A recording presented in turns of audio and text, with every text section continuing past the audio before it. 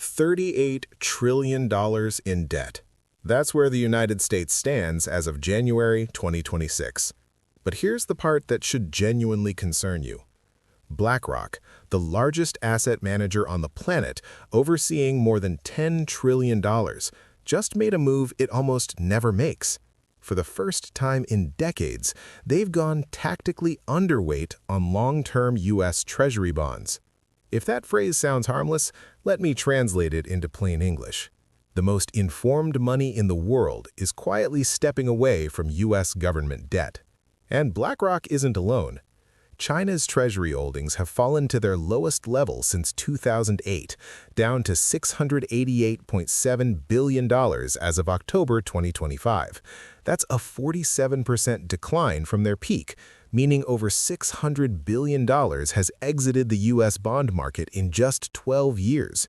Japan is steadily reducing exposure. The UK has repositioned. Saudi Arabia is diversifying. This isn't routine profit-taking. This is a coordinated, calculated withdrawal. Your retirement account almost certainly holds U.S. bonds. Pension funds depend on them. Banks use them as reserves. And the institutions with the deepest insight into global capital flows are reallocating, quietly, deliberately, and away from treasuries. So the real question isn't whether this matters. It's why more people aren't talking about it. By the end of this video, you'll understand exactly what BlackRock sees, what history says comes next, and why this moment looks disturbingly familiar. Because this isn't just about debt or bonds, it's about the slow unwinding of American financial dominance happening right now in real time. BlackRock isn't just another investment firm. They manage more capital than the GDP of every country on Earth except the US and China. $10 trillion in assets. That's larger than the entire German economy. They advise central banks. Governments listen. Markets respond.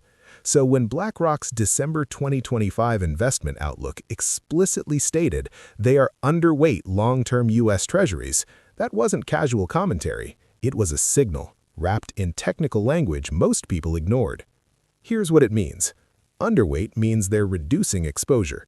Tactical means it's intentional and strategic, not temporary. And long-term treasuries, the 10- and 30-year bonds, once considered the safest investment on Earth, no longer provide sufficient protection for the risk involved. In their own words, long-term treasuries no longer act as reliable portfolio stabilizers because rising debt levels keep yields elevated. Investors are demanding higher compensation just to hold them. Translation?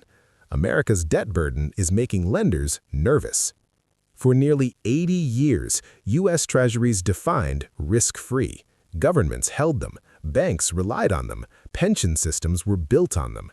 Now, BlackRock is saying that era is ending, at least at current risk levels. And they're backing that view with action. Their investment guidance now favors international government bonds, hedged European debt, emerging markets, Asian real estate, infrastructure, gold, and commodities. Their message to clients is clear: reduce concentrated exposure to the dollar. Earlier in 2025, BlackRock openly stated that the role of the dollar and U.S. Treasuries as core portfolio diversifiers faces an unprecedented challenge. Not temporary, not cyclical, unprecedented. When the largest money manager in history uses that word, it deserves attention. So why are they doing this? The math is public. It's not hidden. It's just uncomfortable.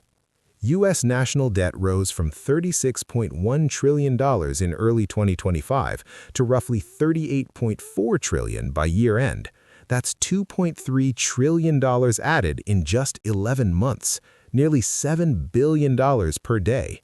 While you've been listening to this sentence, the debt just increased again. And that's only federal debt. Add corporate debt, household debt, student loans, and total liabilities exceed $100 trillion against an economy producing roughly $27 trillion annually. That's debt equal to 370% of output. Now, here's the real problem. The U.S. government now spends over $1.2 trillion every year just on interest payments, not paying down debt, just servicing it. That's more than defense spending, more than Medicare, and rates are still relatively modest by historical standards. If rates returned to levels seen in the 1980s, interest alone would consume nearly all federal tax revenue. No military, no social programs, just interest payments. That's the reality BlackRock sees. When the numbers don't add up, something eventually breaks. Either the government defaults, destroys credibility, prints money and fuels inflation, or raises taxes enough to crush growth. None of those outcomes are good. BlackRock has also warned that both governments and corporations are now heavily leveraged. Investment is front-loaded, returns are delayed, and the system is increasingly fragile. A single shock, a spike in yields, a crisis, a failed auction could cascade quickly.